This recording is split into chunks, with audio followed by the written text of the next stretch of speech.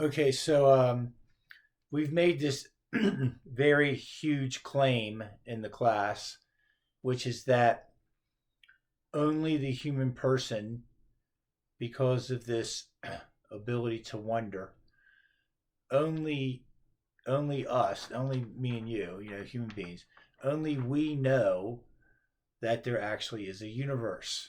Okay, that apart from the human person, no creature actually knows that they're in a world, but they don't know it. Okay, we're the only ones that know that there actually is a world.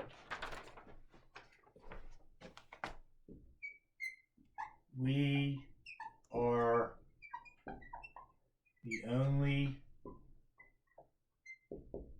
ones that know we are in a world. Okay, that apart from the human person, we are the only ones that know we are in a world. So animals animals are in a world, but they don't know it. There is so there we're the only ones that can acknowledge the existence of the universe. We're the only ones that know that there's a universe.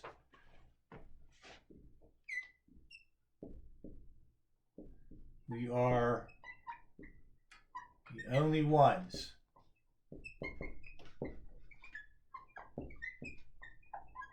that know there is a universe. The animals are in it, but they don't know it. So, what we're saying is that uh, we said the animal is in this thing we call it alreadiness.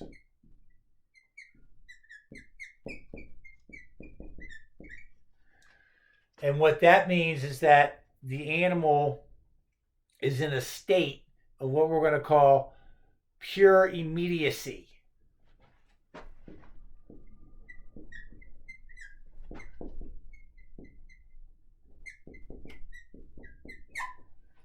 Pure immediacy. All right, so what that means is this. Here's the animal.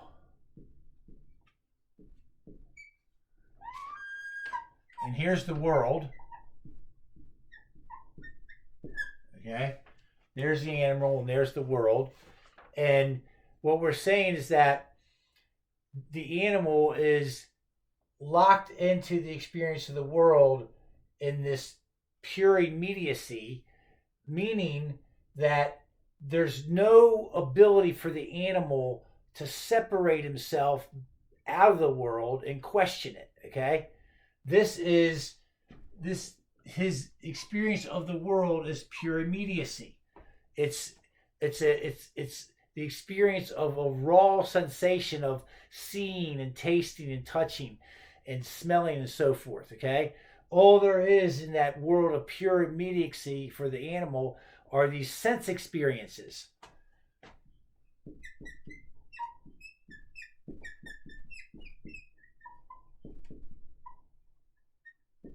Sense experiences. That's why basically your dog all he wants to do is eat. He just wants food. It's the world of sense experience. What's the world all about really for an animal? It's about food. Now, what that means is that in this alreadiness, this pure immediacy of the animal experience, the animal can't step back and question the world.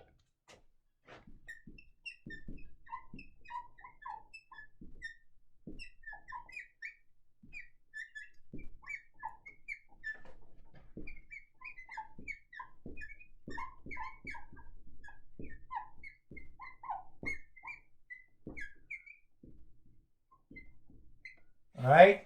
He cannot step back and question the world, meaning he can't like separate himself out of the world and wonder about it. All right? Now, that ability to step back, okay, step back and think about the world, okay, that comes with the act of questioning. The act of questioning. All right, or what we've been referring to as wonder. So, you know, what we're saying is when the dog's sniffing around looking for something to eat, he really is just smelling it, and if it smells delectable or like it smells good to his scent, his urges, then he'll taste it or eat it. But the animal can't, in some basic way, like step back from his urge of smelling and say, "What is that? What is it?"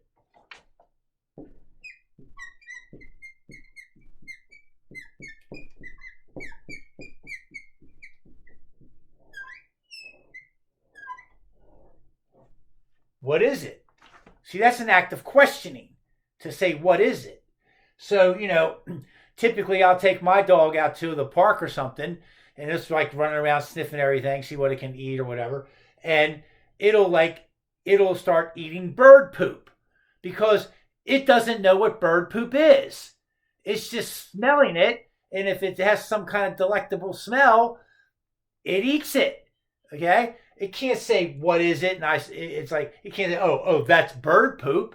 It can't say that.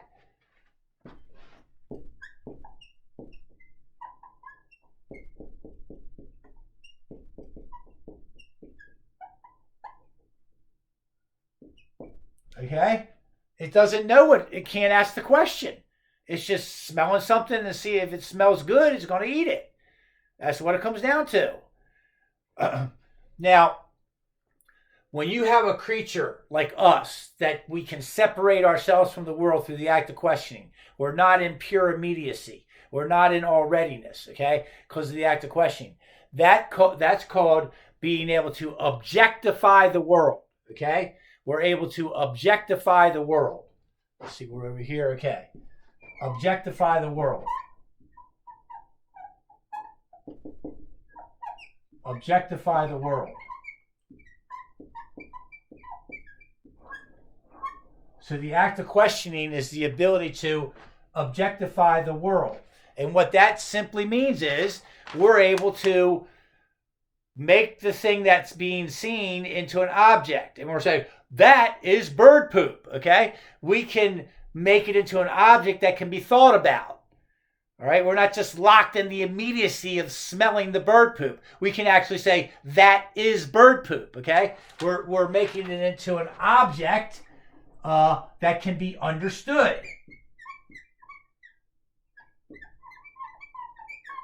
Understood. Now, when you have a creature that can step back and objectify the world through an act of questioning, what that means is you have a creature that has a self, okay? Because if you're able to objectify the world and separate yourself from the world, that means you have a self. There's a self there, okay? So the human person, the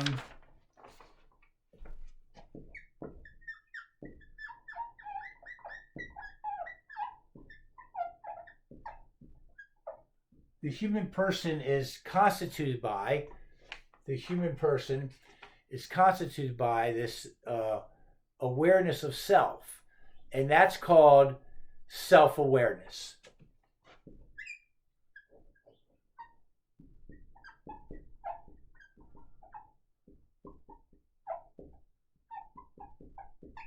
Self-awareness. Now, what self-awareness means is very simple. It means I exist and I know I exist. Okay? I'm self-aware.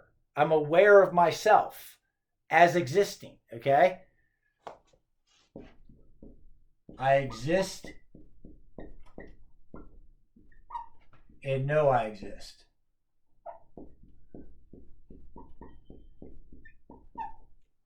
I exist and I know I exist. So that is called the awareness of self. So, and what we're saying is that animals don't have this self awareness. They're not aware of themselves as a self. So, and here's the deal, because animals are not self aware they don't know they exist, and because they don't have this self, guess what? We can raise them, make them fat, and eat them. Okay? And why can we do that? Because we're not killing a self. All right? We raise them,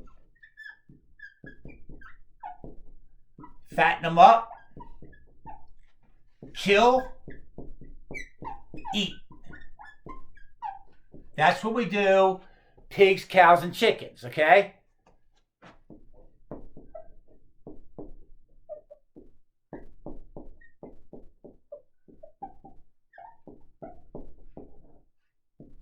Pigs, cows, and chickens. We raise them, we make them fat, we kill them, and we eat them. Why? Why can we do that? Because there's no self. We're not killing a self.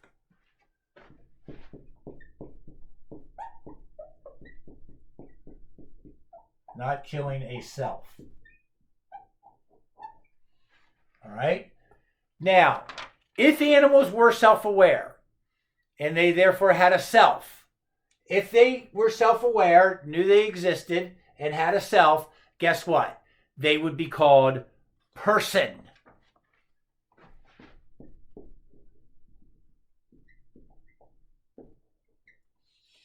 Because what is a person? A person is a self-aware being that can wonder and can choose. Okay? But they can't do that, so they're not a self, and so they're not a person, and so that's why we can, raise them, kill them, and eat them. Now, if a chicken, pig, cow did have a self, and we did this, we raised them and, killed them and eat them, that would be worse than genocide. We would be worse than Hitler.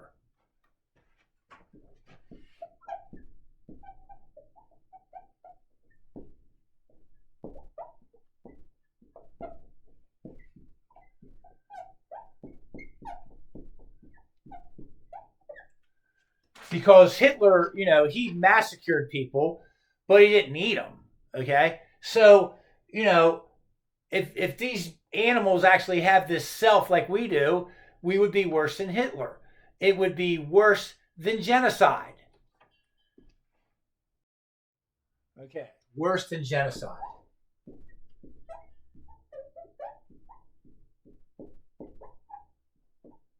Because, Hitler was very, very evil, but he wasn't eating the people. All right. Okay, so we're going to say that the human person transcends all readiness through self-awareness. All right. I transcend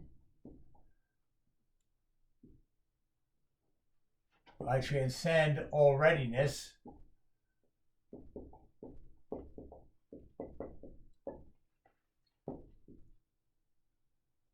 through self-awareness.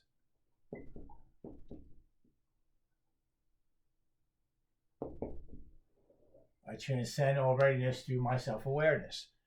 The birth of self.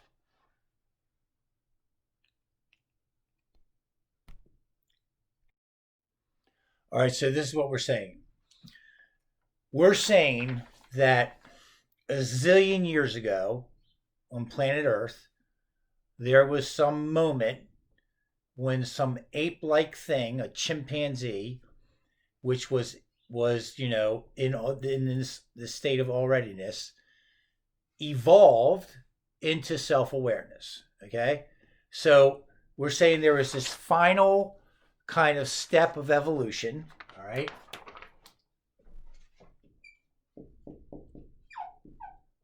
Final step of evolution,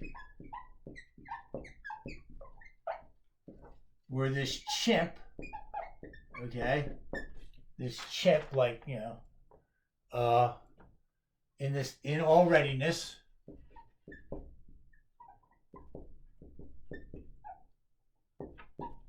evolved to being self-aware.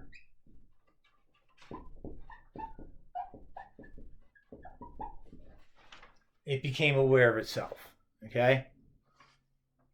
And we know that to be true because we're here. True because we are here.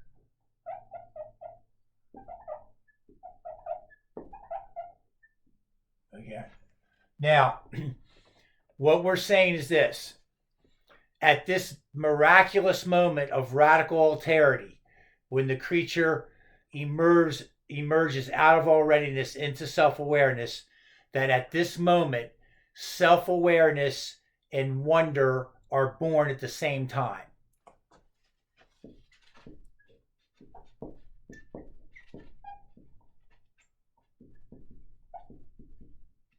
Self-awareness plus wonder. All right? They explode into existence at the exact same moment.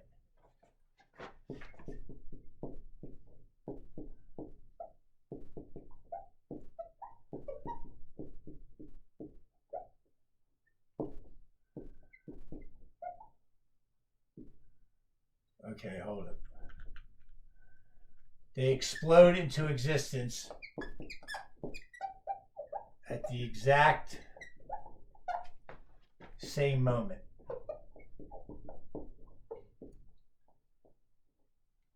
Okay? At the exact same moment. And when that happens, in that moment of evolution, when that happens, you have a human being. You have person. Okay? You now have person.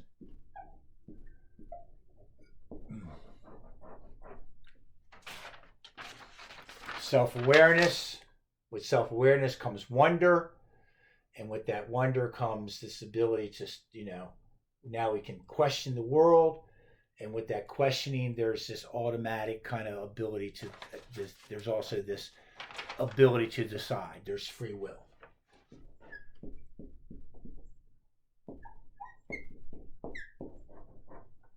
Self-awareness, wonder, free will.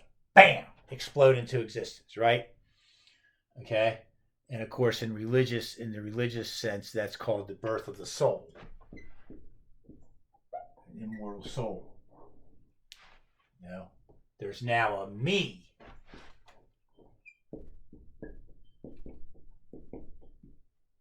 There's a me. I'm not trapped in all readiness anymore, see? There's a me. There's an I.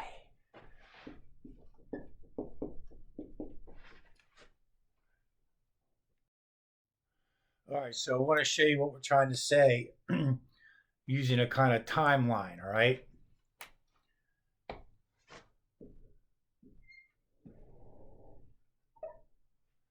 Okay, it's a timeline.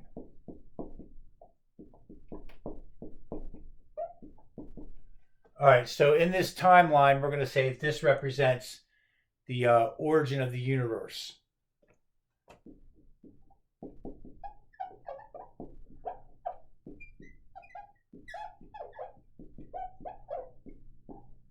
So this represents when the universe came into being, all right, the creation of the universe.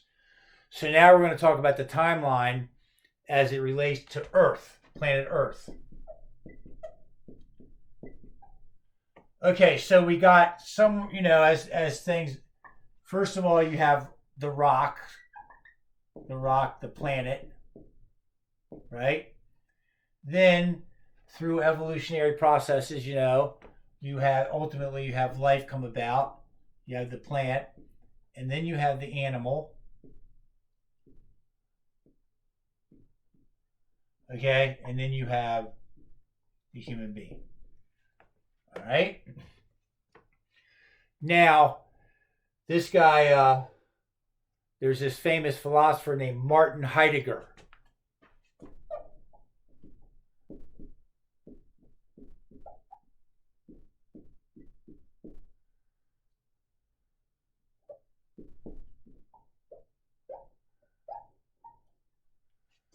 Martin Heidegger, Heidegger,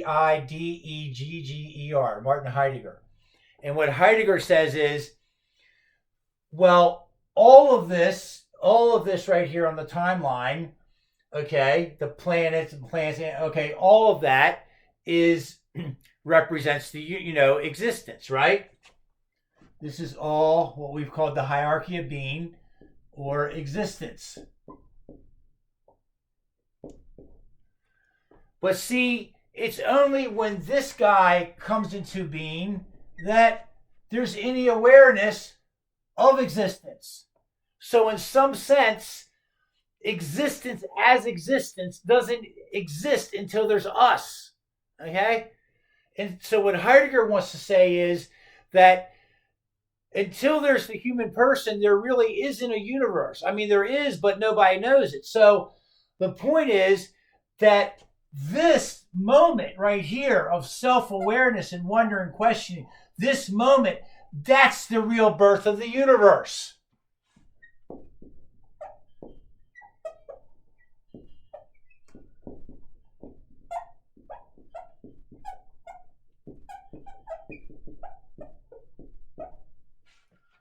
That moment is the real birth of the universe, because before that moment, no one even knows there's a universe. Okay? There is one, but no one even knows it. So in some sense, there isn't one. See what I'm saying? So we are, obviously, you have to say that the purpose of a universe can only be for that being that knows there is one. The purpose of a universe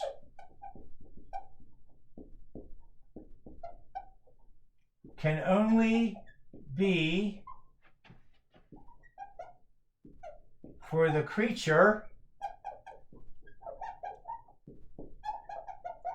that knows there is a universe. All right?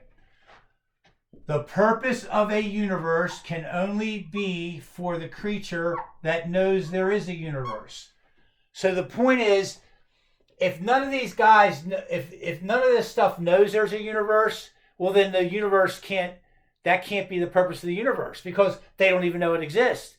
So the only real purpose of a universe has to be the creature that knows that there is one. So the real purpose has to come here.